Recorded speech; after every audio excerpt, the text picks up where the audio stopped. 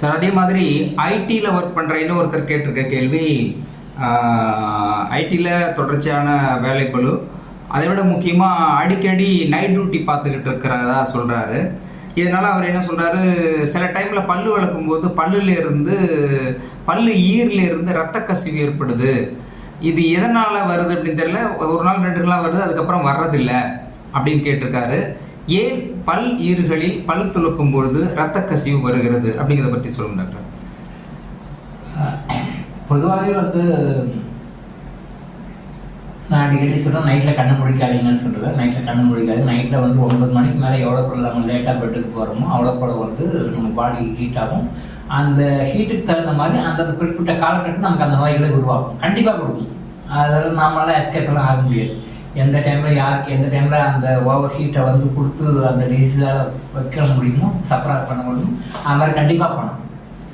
ஆனால் முடிஞ்ச வரைக்கும் கண்ணு முழிக்க வேண்டாம், நைட் டியூட்டி பார்க்காத மாதிரி நீங்கள் உங்கள் ப்ரொஃபஷனை மாற்றிக்கங்க அப்படின்னு சொல்லுவாங்க. ஜென்ரலாகவே இந்த மாதிரி ஈரில் ரத்தம் வருதுன்னு வைட்டமின் சி குறைபாடுனால தான் இந்த மாதிரி ப்ளீடிங் ஆகுது அப்படின்னு சொல்லுவோம். அந்த வைட்டமின் சி ஏன் குறைபாடு ஆகுதுன்னு தான் நான் ரீசன் சொல்கிறேன். ஓவர் ஹீட் ஆகும்போது, பாடியில் ஓவர் ஹீட் ஆகும்போது கல்லீரலும் மண்ணீரலும் சூடாகும். கல்லீரல் லிவர், மண்ணீரல் ஸ்ப்ளின். கல்லீரல் லிவர், மண்ணீரல் ஸ்ப்ளின், இது ரெண்டும் ஓவர் ஹீட் ஆகும். இது யாருக்கும் தெரியாது, எப்படி ஹீட் ஆகுதுன்னு தெரியாது. நைட்டில் ஓவராக நம்ம ரொம்ப நேரம் முடிச்சுட்ருக்கோம், வேலை செய்கிறோம், தூங்கலை அப்படிங்கும்பொழுது கல்லீரலும் மண்ணீரலும் சூடாகும். அந்த கல்லீரல் மண்ணீரல் சூடாவதின் காரணமாக வைட்டமின் சி குறையுது. அதனால வைட்டமின் சி நீங்கள் கொடுக்குறீங்க, வைட்டமின் சி எடுத்தால் சரியாகும். ஆனால் ஒரு 80% ஆஃப் த பீப்புளுக்கு வைட்டமின் சி கொடுத்தா சரியாயிடும். வைட்டமின் சி இருக்கிற மாதிரி உணவுகளையோ மருந்துகளையோ எடுத்தால் சரியாயிடும். இன்னும் சில பேருக்கு வைட்டமின் சி கொடுத்தாலும் சரியாவதில்லை. வைட்டமின் சி கொடுத்தாலும் சரியாகுது. வைட்டமின் சி சாப்பிடுவாங்க.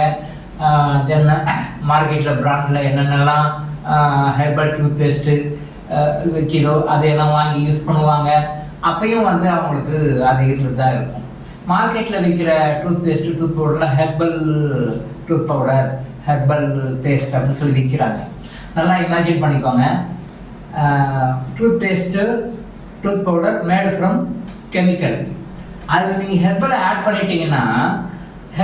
பண்ணிட்டீங்கன்னா அந்த கெமிக்கல் காம்பனண்ட்டுடைய வேலையை உங்களுக்கு வேலை செய்யுமா, ஹெர்பலுடைய வேலையை வேலை செய்யுமா? இந்த மாதிரி கெமிக்கல் காம்பனண்ட்டில் ஏதோ ஒரு மிக்ஸ் பண்ணிவிட்டு அதை மார்க்கெட்டில் இன்றைக்கி பண்ணிகிட்டு இருக்குது. பிஸ்னஸ் ட்ரெண்டாக இருக்குது. மக்களும் இது ஆயுர்வேதிக் ப்ராடக்ட், இது சித்தா ப்ராடக்ட், ஹெர்பல் ப்ராடக்ட்னு வாங்கி யூஸ் பண்ணுறாங்க. இதனால் மக்கள் ஆயுர்வேதா மேலேயும் சித்தா மேலேயும் வச்சுருக்கிற மதிப்பு தான் குறையுது. உண்மையிலேயே அது கெமிக்கல் டேஸ்ட்டு. அந்த கெமிக்கல் டேஸ்ட்டில் நீங்கள் மூலிகை சேர்த்துட்டா மூலிகை குணம்லாம் அங்கே எடுபடாது. கெமிக்கல் தான் டாமினேட் பண்ணும். இந்த மூலிகையினுடைய சக்தியை கெமிக்கல் முறிச்சிடும். அதனால் தயவு செய்து விஷயம் தெரிஞ்சவங்க இது ஹெர்பல் டூத் பேஸ்ட்டு அப்படின்றத நம்பி நீங்கள் வாங்காதீங்க. ஹெர்பல் டூத் பேஸ்ட் அப்படின்னா நீங்கள் முறையாக ஹெர்பலாக இருக்கணும். ஹெர்பல் பவுடர் இருக்கலாம். ஹெர்பல் பவுடர் மட்டும்தான் பவுடர். ஹெர்பல் நீங்கள் பவுடராக யூஸ் பண்ணால், மூலிகை பல்புனா அது ஒன்லி பிளண்ட் ஆஃப் ஹெர்பல்ஸ். பல மூலிகைகளுடைய கலவை, பல மூலிகை இலைகளுடைய கலவை, பவுடராக தான் நீங்கள் யூஸ் பண்ணணும். நீங்கள் எந்த விதமான நோய்க்கும், வாய் சம்மந்தப்பட்ட எந்த விதமான நோய்களுக்கும் மூலிகை பல்பொடி யூஸ் பண்ணால் தான் உங்களுக்கு முழுமையான குணம் கிடைக்கும். ஒழிய மூலிகை பேஸ்ட்டை நான் யூஸ் பண்ணுறேன்னு சொன்னீங்கன்னா ஒரு 50% பலன் தான் கிடைக்கும், 100க்கு 100 முழுமையான பலன் கிடைக்காது. இதை புரிஞ்சுக்கோங்க. இன்றைக்கி மார்க்கெட்டில் ஹெர்பல் பேஸ்டு டூத் பேஸ்ட்னு விற்கிறாங்க.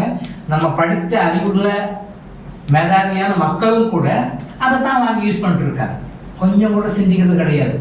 கெமிக்கல் டேஸ்ட்டை போயிட்டு பவுடரை ஆட் பண்ணோம்னா, மூலிகை ஆட் பண்ணோம்னா எது ப்ரிடாமினண்ட்டாக இருக்குது? கெமிக்கல் தான் ப்ரிடாமினண்ட்டாக இருக்குது. அப்போ ப்ரிடாமினண்ட்டாக இருக்கிறது தான் அது வேலை செய்யும். அப்போ ஹெர்பலுடைய எஃபெக்ட் உங்களுக்கு எப்படி கிடைக்கும்? 100 கிடைக்குமா? இல்லை, அது ஒரு 30-40, அதிகபட்சம் போச்சுன்னா 50% எஃபெக்ட் தான் உங்களுக்கு கிடைக்கும். வேறு 50% எஃபெக்ட் கிடைக்காது.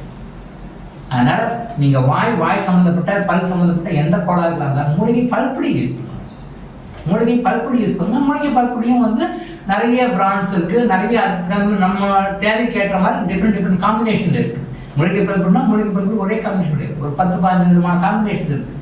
அது ஒரு விதமான நோய்க்கும் பல் சம்மந்தப்பட்ட ஒரு பிரச்சனைக்கும் பல விதமான தீர்வுகளை கொடுக்கும். அப்போ நீங்கள் யூஸ் பண்ணால் மூலிகை பல்படி யூஸ் பண்ணலாம், மூலிகை பேஸ்ட்டை யூஸ் பண்ண வேண்டாம்.